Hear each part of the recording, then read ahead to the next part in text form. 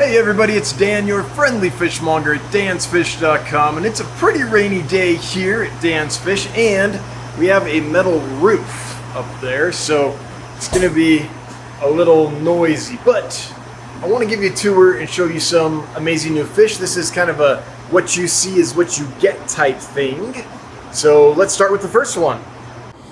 Okay, here's the first one. These are some albino koi swordtails, and they're doing fantastic. They weren't always doing fantastic. We got these on the 9th of August, and it has taken us this long to get them nice and healthy and ready to go. But now they are. They just had something we couldn't figure out. We finally figured it out. We were able to treat it, and the last lost we had was the 4th of September. So it's been about a month since we've had any problems, so these should be good to go. Beautiful, bright colored fish. These will draw your eye from across the room. They're a swordtail, right? Like, you know, a domestic swordtail, a Xiphophorus helleri. But just the colors are pretty amazing. It takes us a long time to get live bears ready for sale, but these are ready to go now. In fact, I should probably tell you about that. So, one thing we're trying to do here is make it so that people can get healthy live bears. Guppies, platies, swordtails, mollies, those common like bread and butter live bears, back in the day were super hardy, and you could get them, and a lot of folks started with them, and that was their first fish, and they bred them and got excited, and that's how they got into the hobby. The problem is the supply chain has shifted. Now most of the supplies come from overseas, and there are supply chain issues and production issues when it comes to those common live bearers. They make it so they don't do as well anymore. Guppies used to be like the hardiest fish ever. Now there's a lot of times people struggle just to keep them alive. And so we take a lot of time with them here at Dan's Fish before we sell them. Every live bearer we have has gone through an entire treatment cycle of ICEX. That'll take care of external parasites. Levamisol, that takes care of roundworms such as Camellinus redworm and other annelid type worm parasites. Flubendazole, that takes care of internal protozoans. So they've been through all that. And the reason we have to do that is a lot of live bears are raised outdoors in mud ponds in tropical countries. So there's not a lot of separation between them and anything nasty in the environment, and they're all kind of concentrated together, so if a pathogen does get into the environment, it spreads really quickly. So we have to do that. So every live bear we have has been in our position for at least 3 weeks, sometimes more. Those swordtails I just showed you, 2 months now, I think they've been in our possession. But it's worth it. We want to make sure that when they get to you, they'll be healthy. So we're going to show you several different live bears today, along with some other stuff, but I just wanted to go over that so you know why. If you heard me talk a month ago about, hey, we got some guppies in, you're like, where are they? Where are they? Where are they? Well, it just takes a long time to get them healthy and ready for sale, which is also the reason that we aren't the cheapest, right? You can get them cheaper elsewhere, but since we take 3 weeks to a month and a lot of time and care and medication to get them healthy, our stuff's pricier, but it should live for you. So anyway, let's look at some other fish. Speaking of fish other than live bears, check out these striped barbs. Really neat little fish, not aggressive, not like a tiger barb or anything, a very different temperament on these guys. They look all dressed up, just nice sharp pinstripes, like they're ready to go to work in a serious kind of way. 1960s businessman. Anyway, these guys are doing awesome. We haven't lost any of these since the 6th of September. So the batch that we're seeing here, doing awesome. Striped barbs. Oh, and since folks are going to ask, the rainbow fish they're in there with are turquoise rainbows, lacustris. All right, here's a group of beautiful guppies. These are the metallic pastel guppies. A lot of pink highlights on the bodies of these. Some purples, a lot of neat metallic blues, just a nice, neat pastel color. These guys are so fun. Big group of these is a good time. Oh, they don't know the food's at the bottom yet, so they're just going nuts at the top. This guy's got it all to himself. Come on, guys, it's down there. Yeah, they're maybe not the brightest fish in the world, but they certainly are one of the prettiest. Look at that. Now here is a super neat oddball fish.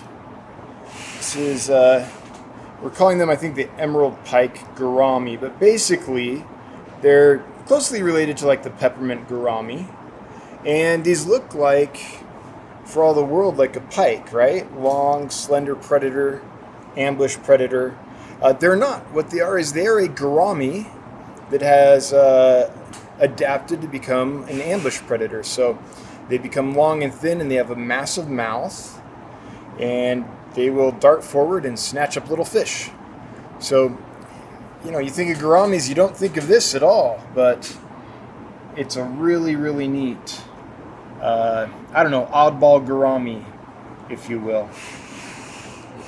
Wanted to take a minute and show you the black ruby barbs. They're getting old enough now that some of the males are starting to get that really nice black and red color for which they are named. They're just going to keep getting better with age, but they're already pretty darn nice. And these guys are super fun, super hardy, easy, not a problem at all. And if you want to watch fish play football, you just throw in a pellet and let the games begin. Look at that. It's like a whirlwind of activity. This is one reason barbs are so fun.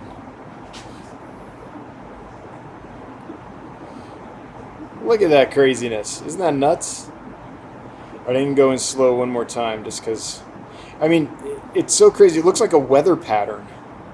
The way they ball up and jump away and ball back up and jump away. Anyways, black ruby barbs. Gorgeous and just really interesting and fun to watch. All right, this is a platy, just a common platy, but again, we've been working with these for a month to make sure they're nice and healthy for you. This is the Mickey Mouse platy, the sunburst Mickey Mouse platy. Nice bright colors with that typical Disney mascot pattern on the tail. And yeah, just fun, bright little happy fish. Get another weather pattern going here. Okay, here's a tank of coral blue calico platies. One thing I like about these platymorphs is the males and females tend to look just as good.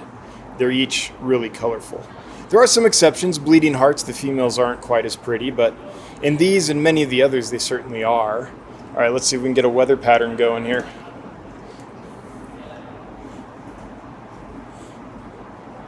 It's fun to watch them mob food. They kind of flow like a piece of music.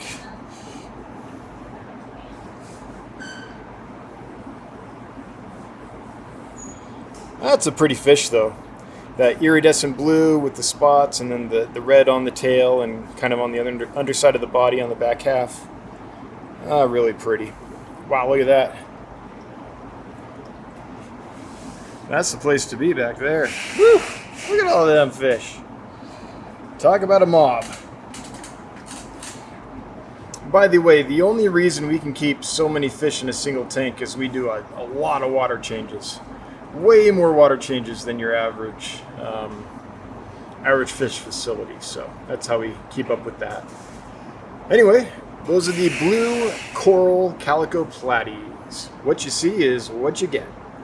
All right, we're going to take a break from live bears for a second and show you this really unique species.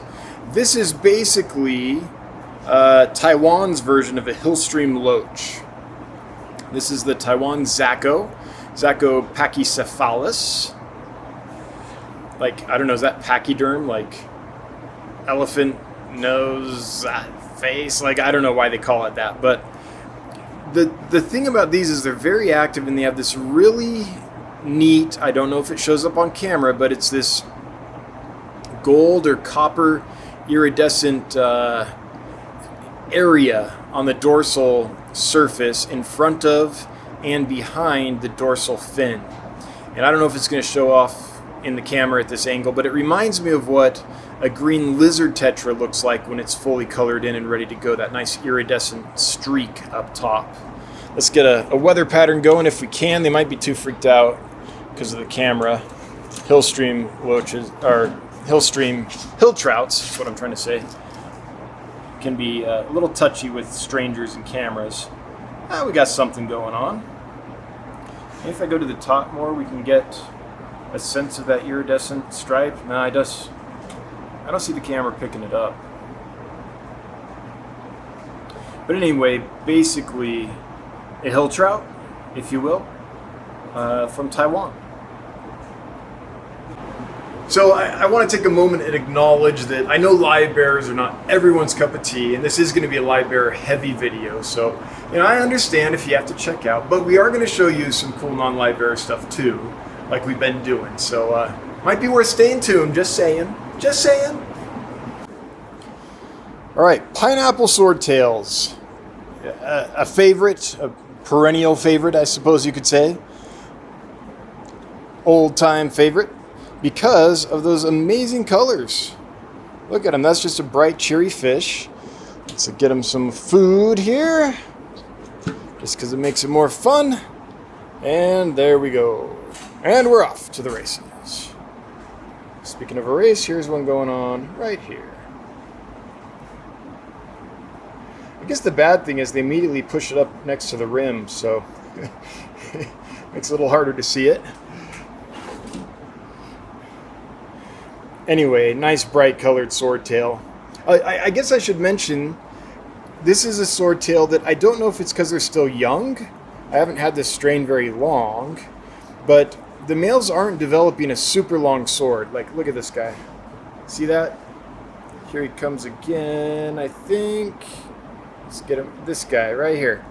He's got a little nub of a sword, so I'm not sure if that's because they're small. They're around 1 inch to 1.25 inches right now. They're not, very old, and maybe it'll grow more of a sword, or maybe that's all you get. I'm not quite sure, but just want to be transparent and upfront about that, because when you buy a swordtail, you kind of expect a sword. So, all right, here are the red dragon guppies. Now, to be clear, some have more red than others. I think they all have some red on them, at least the males mostly. But, they're not all just red. It's quite a variety of color you'll get here. But each one is prettier than the last. Even the females of this strain are gorgeous. Look at those females. All that color. For a female guppy, that's amazing. Like, look at this one right here. Where are you? Where's my finger? Here we are. That right there. That's amazing for a guppy. Anyway, let's get a weather pattern going here as well. There you are, guys. There's some food. You can tell the intelligence of a fish by how quickly it finds food that sinks to the bottom, even though it's all excited about food that might be coming up top. Right? Look at this. Okay. Red dragon guppy. Intelligence quotient, not high. They're still up there. It's because they see me and they think I'm still gonna put food in. Poor guys. It's down here, guys. Down here. There you go. We're getting smarter by the minute. There you go. Anyways, oh, look at those colors. These did not disappoint, and they're doing amazing. This batch has been solid for us.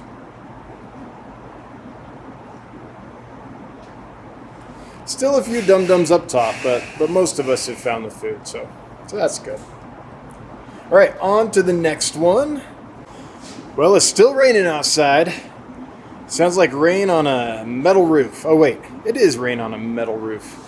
These are Rummy Nose Tetras, but not your ordinary Rummy Nose Tetras. These are the Platinum Rummy Nose Tetra. Species name is Blairi. You can tell because of the bright iridescent scaling up on the dorsal surface. They're a lot shinier than the standard Rummy Nose, and they get more red. The red on the head extends a little further as far as I understand it. Now, I should give a caveat that I'm not an expert on rummy nose. I just read about that on Seriously Fish, so you know, armchair expert here when it comes to rummy nose. Don't know everything, but that's what I understand from that quick read. Anyway, let's get these guys some food. There you go. And how smart are you compared to a guppy? Who's smarter, a tetra or a guppy? Let's see. How long does it take them to get down? Well, there's a lot more down, a lot quicker. There they go. They're all down. Look at that. Empty up top, full downstairs. So I would say rummy nose tetras are quite a lot smarter, have a higher IQ than a red dragon guppy. Sorry, guppies, you lose. Guppies are like, we're prettier though. It's like, yeah, you do have a lot of color. But look at this. A mob of these tetras, bright red noses. That is hard to beat. That is a beautiful sight. Anyway, platinum rummy nose tetras. What you see is what you get at dansfish.com. Okay, let's go to the next one. All right, here's the next one I want to show you. These are the golden back yellow shrimp.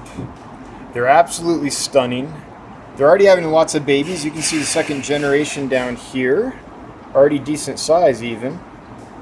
They're not brand new babies. They've been around for a little while. And yeah, if you want some color, if you want to make a pop of color in your tank, you could do a lot worse than these. I love that golden back. The yellow itself is beautiful. But you add that bright neon gold stripe. It reminds me of the Miyuki rice fish. I guess I just like that in a fish, a nice bright dorsal stripe. Not quite sure, but I've liked that in Miyuki rice fish. I like that in certain guppies that glow from the top, and I really, really like it. And these guys as well. Golden back yellow shrimp. This is a Neocaridina species. It's basically another flavor of cherry shrimp. Okay, here is a tank full of gold tetras. The standard old-fashioned gold tetra that has been loved for so long. A lot of activity in that tank. They're just murdering that food back there.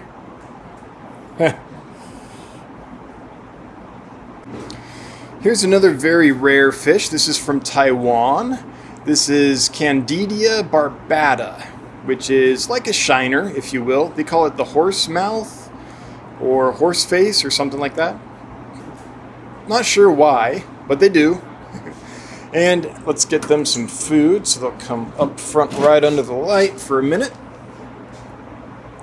Anyway, if you're into really rare and unusual cyprinids, this one and the Taiwan Zako, I call them Hillstream loaches, hill trout. I always want to call them Hillstream loaches. I'm not sure why. Are something to think about. All right, here is some more Neocaridina. These are the chocolate shrimp. And the thing about chocolate shrimp is they're very dark. So they don't show up excellently on camera by any means. But if you picture a very, very, very dark chocolate color, nigh unto black, that's what they look like, at least in this aquarium. Now, when we first got them, they didn't look like that. It does take them a little while to settle in and color in, but as you can see, that's dark. They're definitely dark chocolate now. These guys absolutely hate the camera, so I apologize in advance. We won't stay here too long because it'll be kind of dark, but these are a cory you don't see often. We always see corridors stare by. What we don't see is corridors Herald Schwartzi, which is what these are. Really neat corridors. And the way you can tell the difference, besides the fact that they were just, collected in a different place, is I believe that it's the stir-by that on the head you have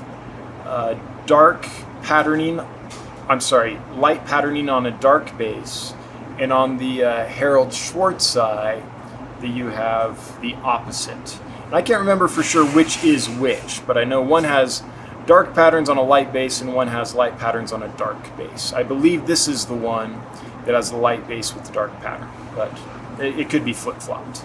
Anyway, we'll move on just because they don't want to come out in the light. They don't like the camera. But neat cory you don't see very often.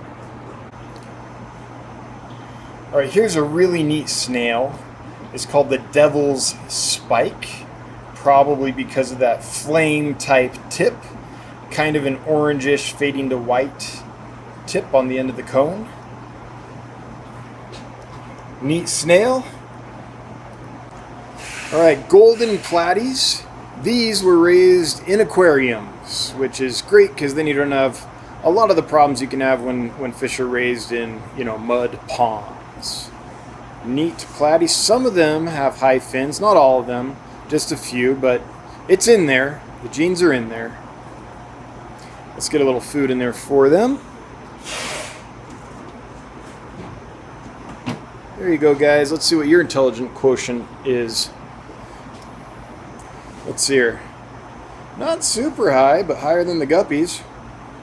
Come on, how long is it going to take?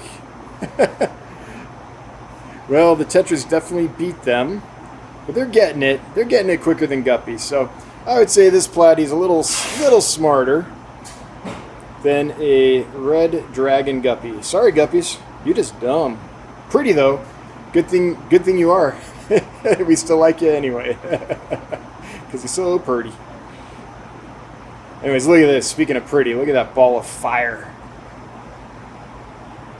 Tank raised golden platies.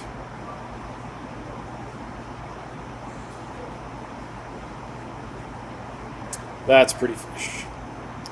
Alright, this is one where the males tend to be a little prettier, or at least have, I don't know if they're prettier, they're different than the females. The males tend to have more of the red color.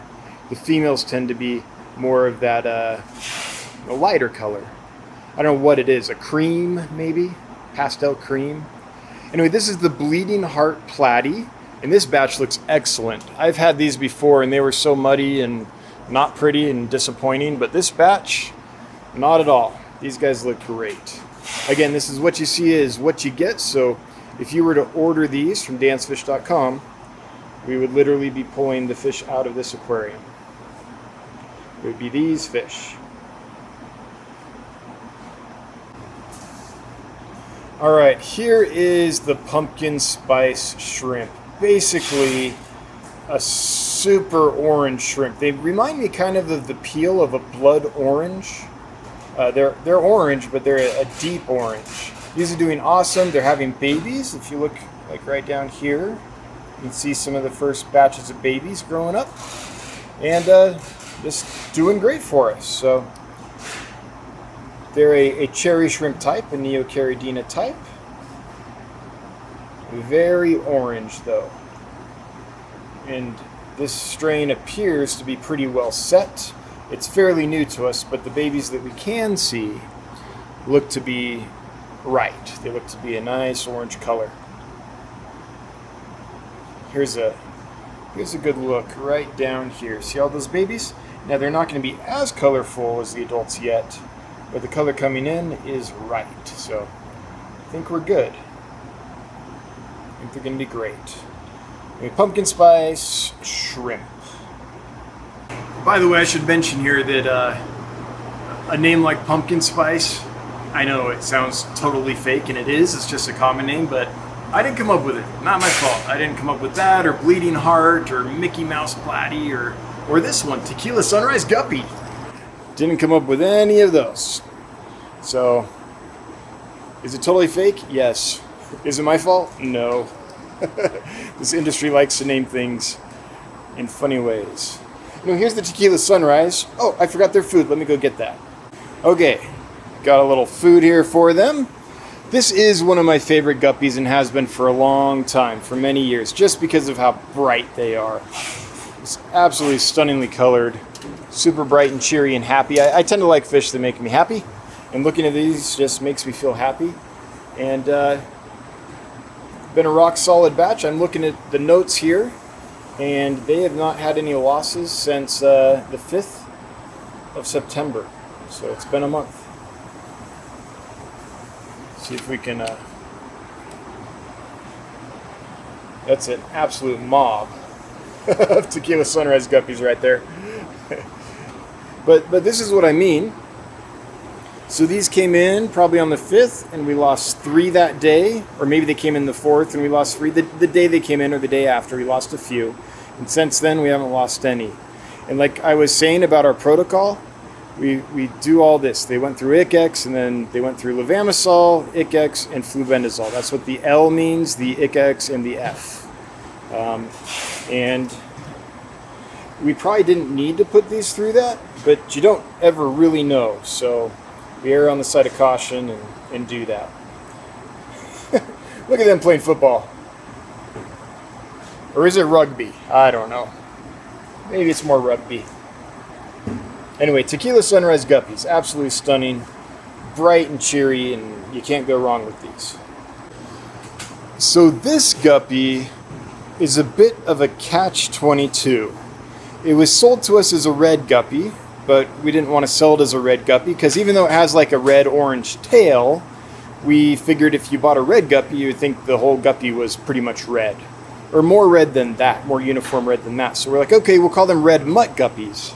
And that's what we're calling them at the moment, red mutt guppies. But the problem with that is, because as you see, there's some variation in there. But the problem with that is when people buy a mutt guppy, they expect vastly different fish in the bag. If they buy 6 mutts, they want them to all look different. So that's the catch-22. Do we call them red guppies or red tail guppies or something? Or do we call them a mutt guppy? We want you to know there's variation in there, but they're obviously from the same strain. So I'm not sure, honestly, what to call these. They were sold to us as red guppies, and I'm not comfortable with that. If you want to let me know in the comments what you think we could call these that would be accurate or correct, or you've seen these a million times at a million different stores and you know what the actual name is, I'd appreciate it, because right now we're calling them red mutt guppies, but I don't think that's correct. I think it's more correct than calling them a red guppy, though. So it's less misleading. But anyway, let's feed them.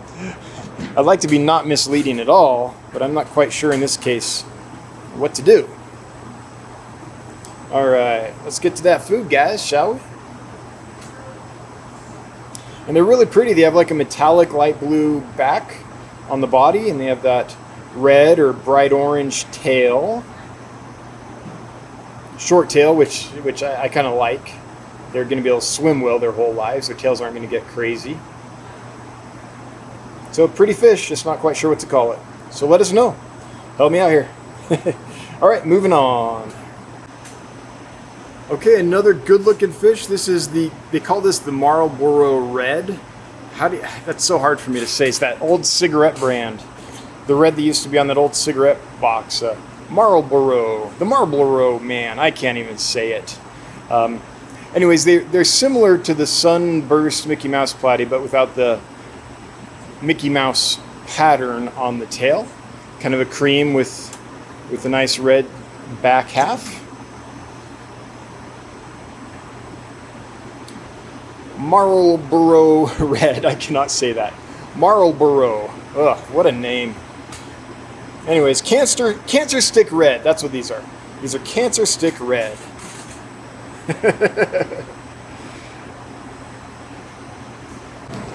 Alright, that'll do it for today. Just showing you a few things. That's not nearly everything we have.